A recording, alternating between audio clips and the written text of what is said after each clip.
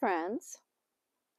Give you a chance to notice I'm online since I didn't announce myself. I like to be spontaneous.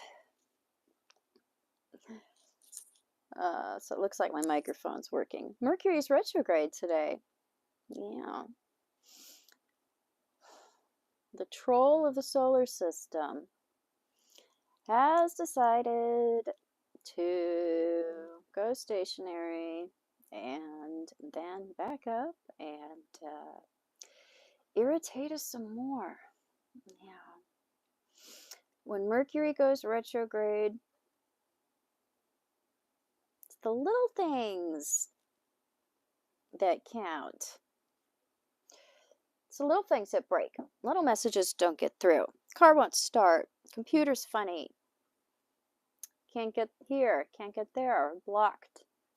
And it makes us, it forces us to take time to review. For instance, just a little example.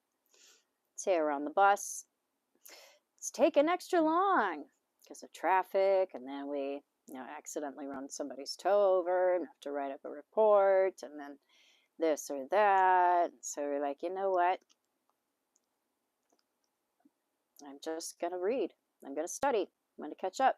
I'm going to use this time to think.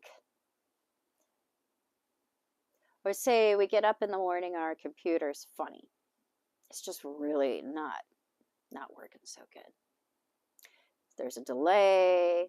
Our messages aren't really coming through. Page isn't refreshing. You're like, ugh, to hell with this. I'm going outside. So the little frustrations, the things that don't turn out, they have this effect of giving us a chance to review, to rethink, to go back. We have to go back sometimes and redo. Sometimes products can be intentionally released under a Mercury retrograde because there's an awareness that we'll have to rebuy, we'll have to redo, we'll have to renew.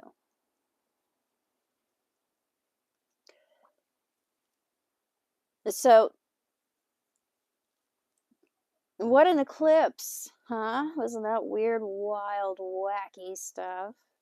It hit me hard, but I knew it would because it was one I had on the calendar for a long time because what it meant and how close it falls to my own progressed moon coming into a conjunction with my sun, which is one of the markers for inner unity, because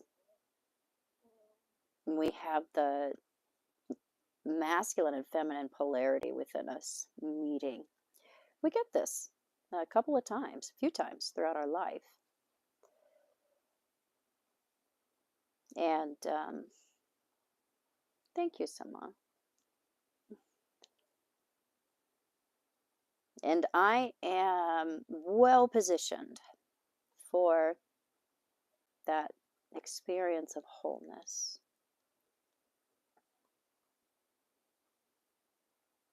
Look at this in your progress chart. When do you have a progressed moon to the sun? Because the progressed moon is our current state of emotional evolvement and emotional maturity and what's going on with us now. And when it comes to the sun, we have, that divine feminine principle within us meeting a divine masculine principle within us.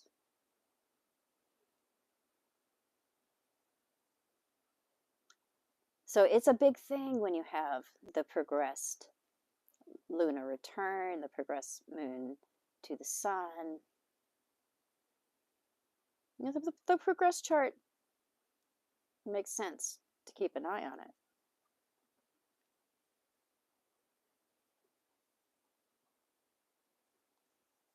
So that was a big indicator for me that I was going to come into this point of ease. Because there's this wholeness, this unity, this alignment between inner and outer expression, what you're feeling and what you're doing. And what preceded that was just this wild, wild alchemical journey.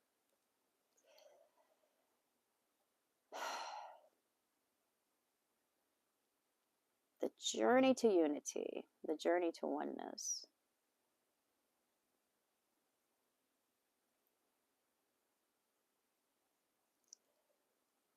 So this particular eclipse is bringing a completion to the divine union journey for a lot of people that have different transits or progressions or expression of what the meeting of those two polarities is, the inner and the outer, the yin and the yang.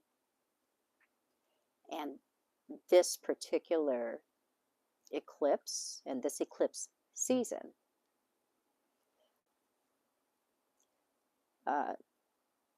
ushers in a completion for those that have been learning those lessons, coming into integration. And eclipse season also begins the journey for others. Because alchemical journeys, twin flame unions, twin flame experiences come in waves. Because there's certain markers for that, certain things that will hit certain groups in the collective. People that are undergoing Pluto transits, Neptune transits, certain things in the progress chart. There's certain combinations, recipes that will show that you're headed for that kind of oneness, that kind of openness to instruction from something larger than just the egoic self.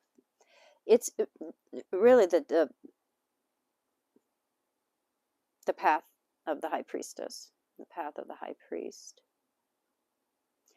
So yeah, a lot of people are coming to a close, coming to a completion when it comes to learning the lessons associated with the individuation process and wholeness, oneness, unity. Inner alchemy, baby.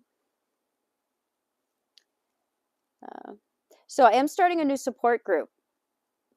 That leads me into this, starting a new support group that I ran for a few months last year. I'm starting that again this year, my Limerance and Obsession support group that I will be running with Mark, my divine counterpart, who is a licensed therapist, counselor, psychotherapist. So this is a really good opportunity to make some progress in getting beyond some really painful attachments, fixations, obsessions, being caught in limerence, and being able to have both myself, an astrologer, and an alchemized emperor and a psychotherapist there as well. So you can get the best of both worlds from a couple that's in divine union. Alrighty, so God, let me touch a little bit more on the themes of Mercury going through Aries, backing up through Aries. Oh, and I put the link to join that group below. It only allows for 6 people because it's really about group talk and group therapy. Mercury retrograding through Aries.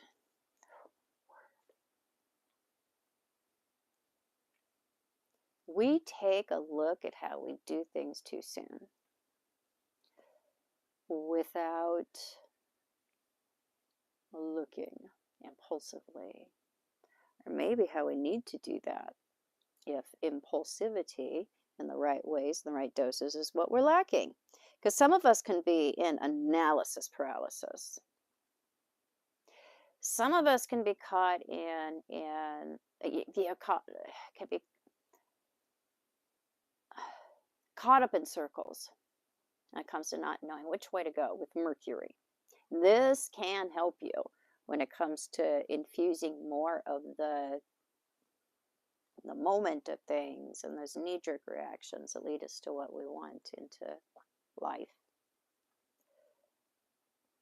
But for others, we don't have a problem with speaking up or with impulsivity, or with making our point known. And that is where we are learning some lessons about how to read the room. Our infantile, selfish natures when it comes to asserting ourselves, our opinions, our ideas. And it's going to be so funny to watch the news, because we'll see more like impulsive, dumb news, or things that come out that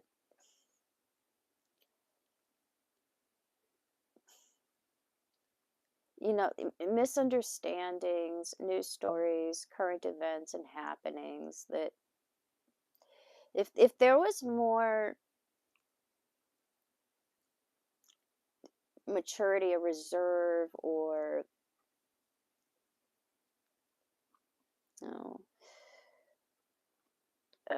intention. Sorry, I'm trying to pick a tick off of Livy here while I talk to you, because I'm a tick picker. Or intention, then we wouldn't have gotten into trouble. So, or it wouldn't have, had such a big to do, or things would have been pulled off better. So we're looking at some of those things. Really, God, Aries can be such a meathead, because it just jumps off cliffs. It's just raw impulse. It doesn't lend us good results in terms of long-term anything. So we're looking at that. How can I make impulsive decisions?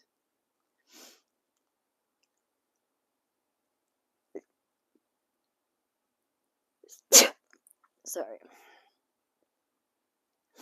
That get in the way of me being able to finish projects. Yeah. Have what I want. Grow the hell up. Because we have scattered stuff that we have to confront.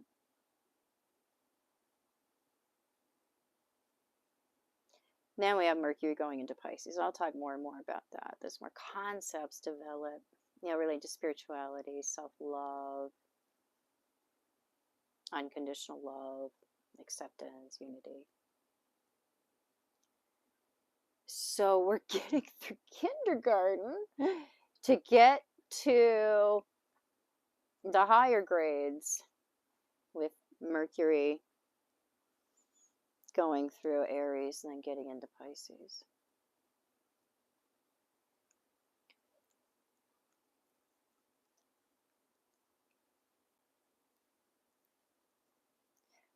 Yeah, that comment, spirituality is becoming more and more mainstream. That's a part of the Saturn going through Pisces, because Saturn is what's mainstream. So it's regular, it's what's institutional. It's going through the sign of spirituality. And so it brings this intensely spiritual, but yet delusional few years. Because we don't know what's real. We don't know what's true. And our institutions are melting down. And we get this, every once in a while. You know, Saturn goes, what, every 29-year period, Saturn goes through a certain sign. So it's not that it's unusual for Saturn to be in Pisces. It isn't, it doesn't happen every day because it's a longer cycle. It's not one of the most longest cycles. But you have to look at it in terms of where is Pluto, what happened in Capricorn with Saturn and Jupiter and Pluto all meeting there.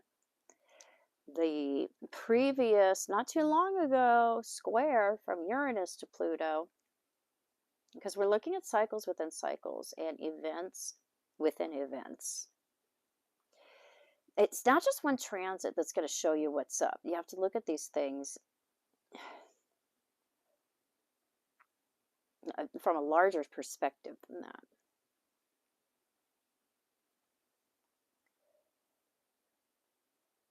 So yeah, things get weird with Saturn in Pisces.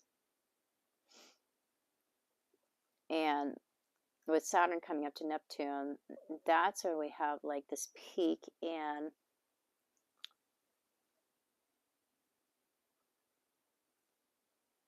like weird, ungrounded, sometimes deceitful spirituality. Because Saturn is judgment. And this is a cycle where we separate the wheat from the chaff, the proverbial wheat from the chaff, when it comes to what side are you on? Are you on the side of giving into more egoic, devilish energies, fears? Have you not transmuted your karma?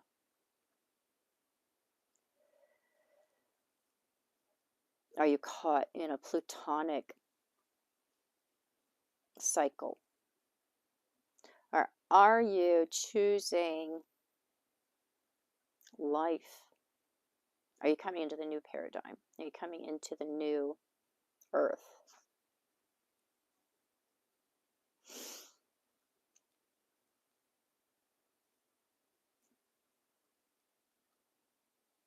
So, a lot of self-judgment. Because that's where it's at. It's self-judgment first before the judgment of the creator, because you are the creator and the created. The observer is the observed. There's some people that are really deeply being able to understand what that means, what that, the implications of that. And how that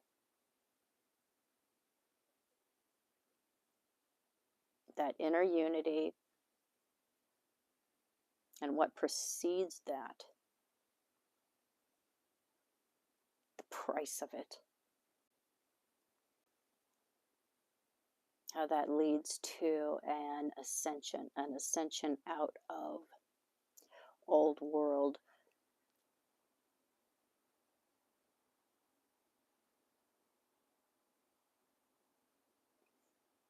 constrictive ways of thinking, being, living.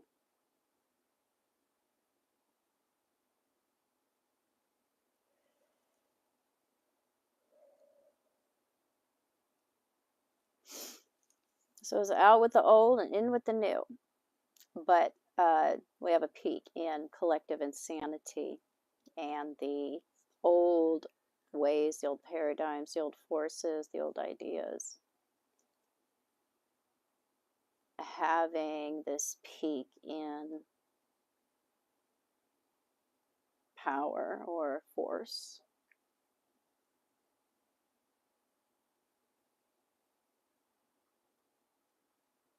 Yeah, Saturn, again, Saturn in Pisces just itself is cray-cray. Saturn in Pisces conjunct to Neptune at the latest degree, and then at the very first degrees of Aries. Come on. That's so much weightier than your typical Saturn transit through Pisces. We're talking about the end of an era, not just the end of a 29-year era, but the end of an entire Neptunian era.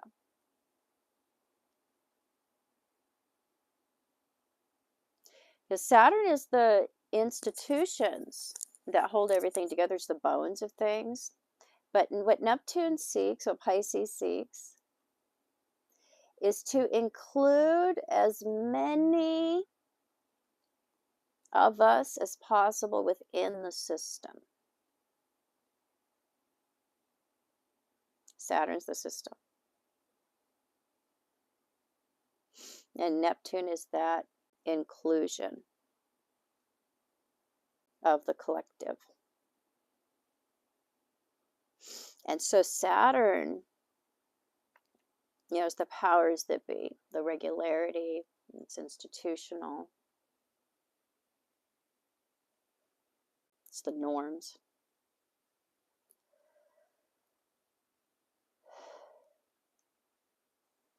And it always resists Neptune. Saturn is the structure. It's like the steel bubble around something. It's like if I just create this border, then everything will be safe within it. And so protectionism, nationalism, that all comes into Pisces. And so it's this, collective process of bringing regularity into this time that brings experiences where that has to be dissolved, that disintegrates. That institution, that regularity, it disintegrates in order for more of us to be collectively included within that system. And so, yeah, it's a meltdown.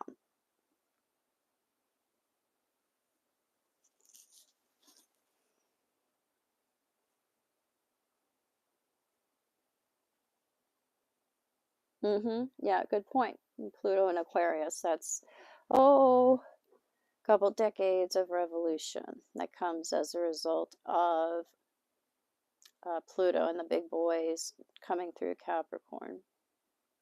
So we have a few things, and they're talking about institution, regularity, norm, change, revolution, and disintegration.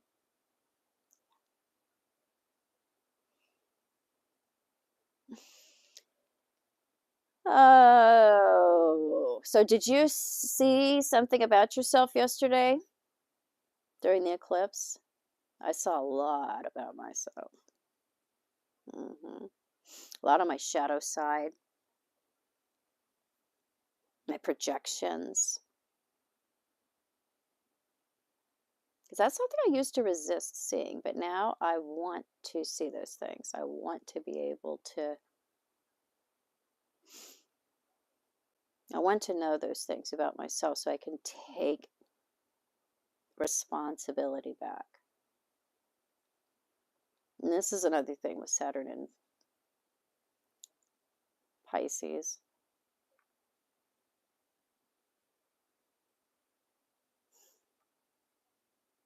Kind of like the collective projection in Pisces.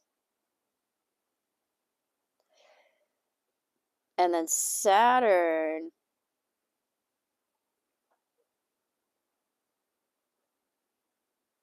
which is institutions, coming into that and being shaped by that. Collective projection.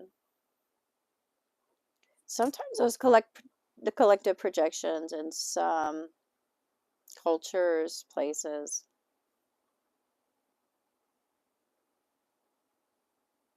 they're the soil their good soil, their fertile soil that'll lend good results. That Saturn implants to, and those new institutions and expectations, regularities, norms rise up from. And other times, so you have to look at what is the soil. Other times that soil's not so good. Other times, what that collective Neptunian soup is, it's like my soil that I moved into here. I had the best soil at my old place. Oh my God, it was so good. In the Willamette Valley, great soil. Here, I live on the side of a mountain. It's all clay. When I want to put a mask on my face, a clay mask, I just go out to the front yard and like scoop up a little dirt, and there you go. So that is not the best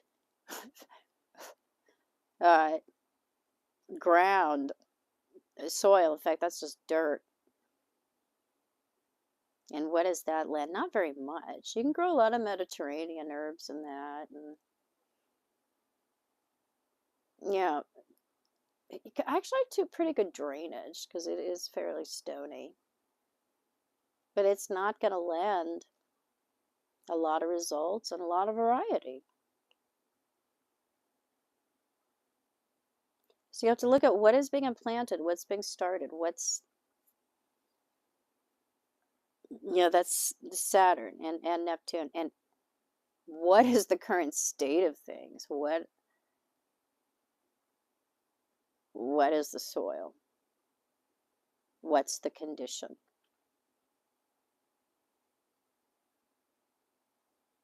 We are not in the healthiest condition collectively when it comes to this new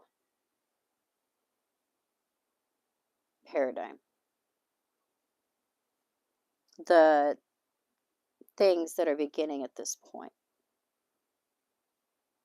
the institutions that are disintegrating, and then what are they going to be built on? I've always said that we have to go through Mad Max to get to Star Trek. Star Trek is the goal, right? The age of Aquarius.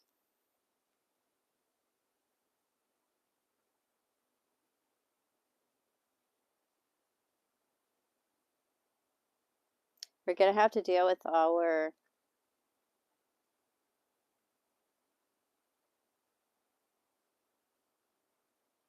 selfishness and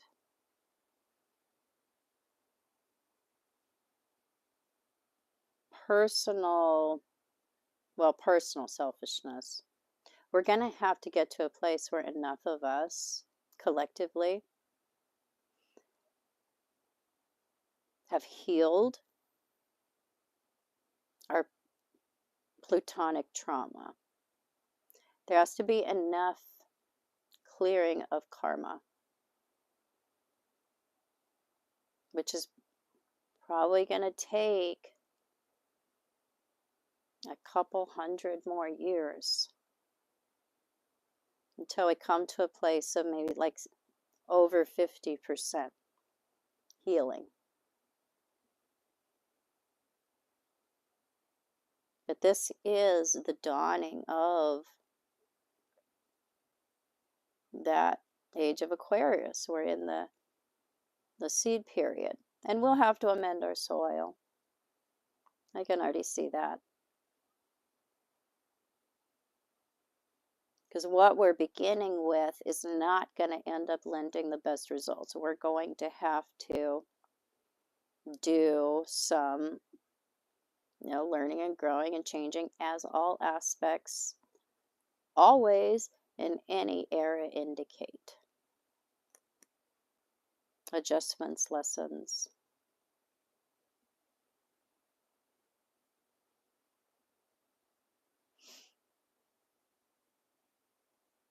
So starting out with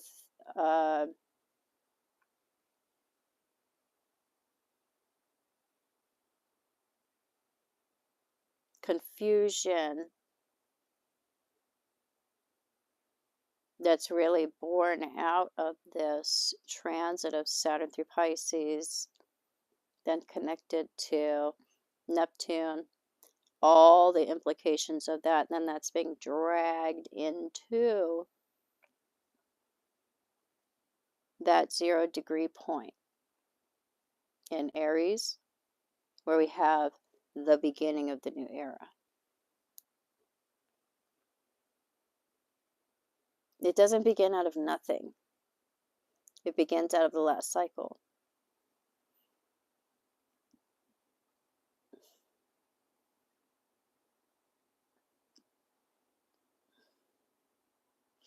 Sorry, I keep hiccuping because I ate some cookies.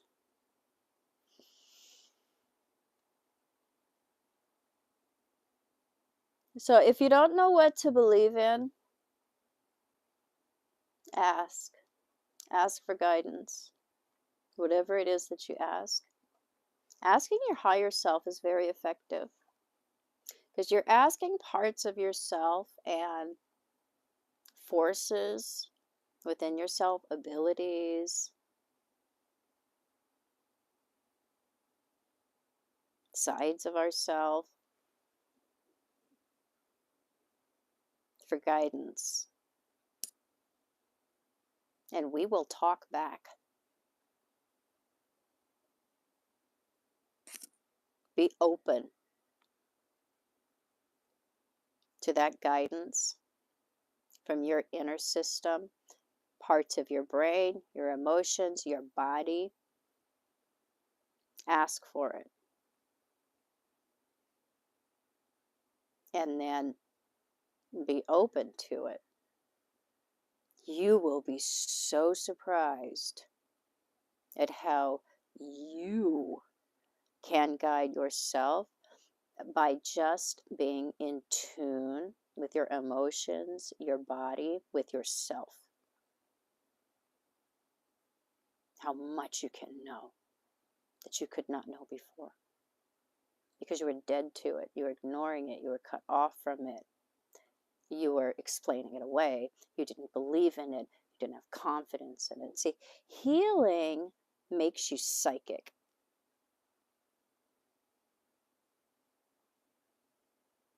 Because it fixes your perception problems. When you are perceiving or judging something out of trauma, through a lens of trauma, it colors it. It tells you what it is. So your guidance system is not properly tuned when you're not healed.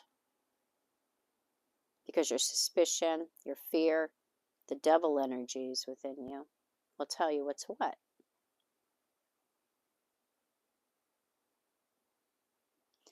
And our negative interpretations, our suspicious interpretations, interpretations born out of fear, insecurity, those tend to be applied to our reality.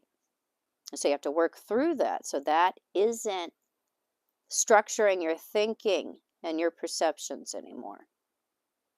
This is how you get out of avoidance and hypervigilance.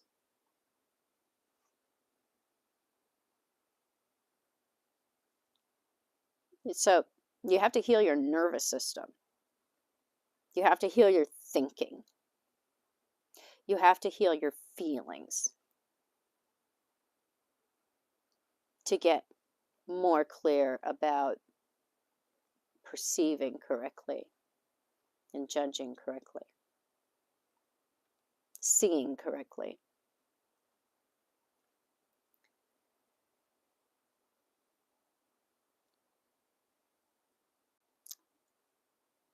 So the price of enlightenment is healing and giving up your burden.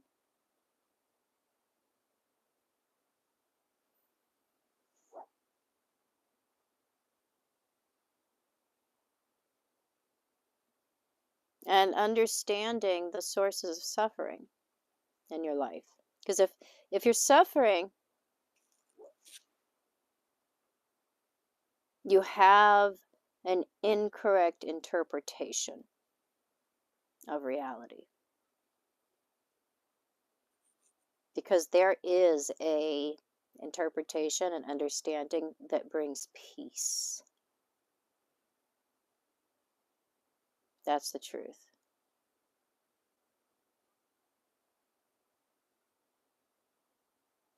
It's fearful interpretations. You know it's fearful if it brings discomfort, suffering, tension, conflict within you. It can't be the truth.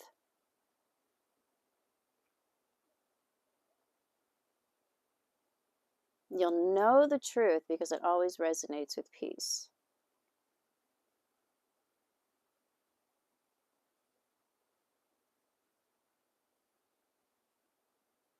Certain things like aspects, difficult aspects to Pluto, the truth, or Neptune, the truth always seems like the suffering interpretation. You know, that seems what has to be true. That's been what's been true in the past. It must be true in the present.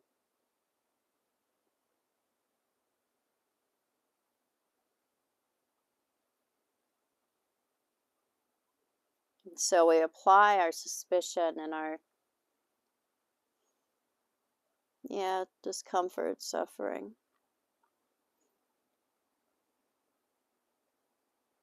to the present moment. And then it rolls into the future. Recycling, past into the future. Pluto loves to do that. It's about recycling, repurposing. Can be about refurbishing, fixing up, reselling. That's a good point, Imogene. Pluto demands change. Saturn fears it. Neptune thinks it doesn't have to. That is fabulous.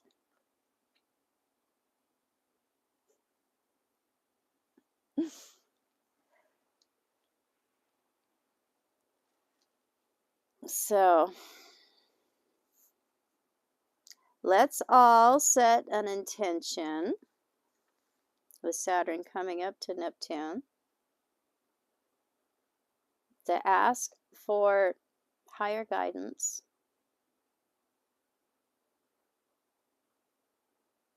to ask to know the interpretation, the way of seeing something that brings peace.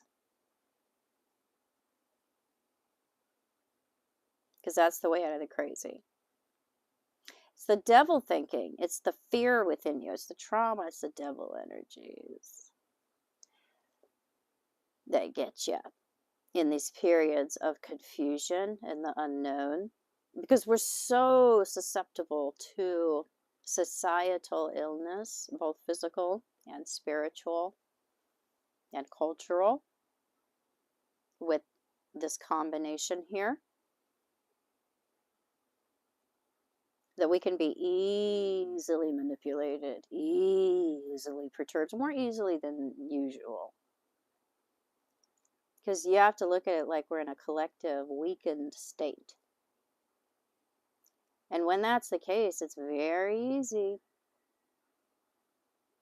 for those who promise stability, tell us what we want to hear, tell us they can bring back the solidity and the structure and the boundaries and borders that we seek. We just absorb all of that because we're looking to escape into something, to be saved by something. as some kind of institution or structure, strong strength outside of ourselves. It's a trap. It's an illusion. It always leads to the institution of, institutions that are not as spiritually based or inclusive or as compassionate as ideally we seek to bring about in Pisces, because we got it wrong. We usually do in Pisces, so, we have time to, modify and go back and fix it, look at our mistakes. We have a couple of 100 years to work on this. So, such is life. But we are going towards a matriarchy.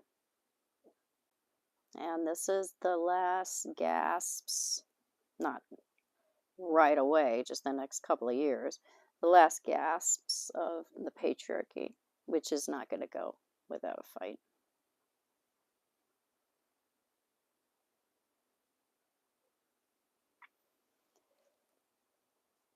Okay, so that's what I got. I think I'm going to go make some dinner. I don't know what I'm going to make. Let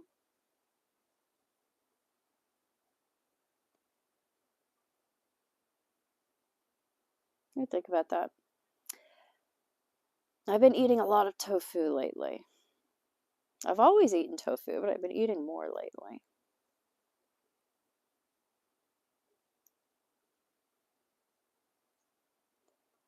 Alrighty. I have to go contemplate the big questions of life. Like, what am I going to have for dinner? All right. Bye, guys.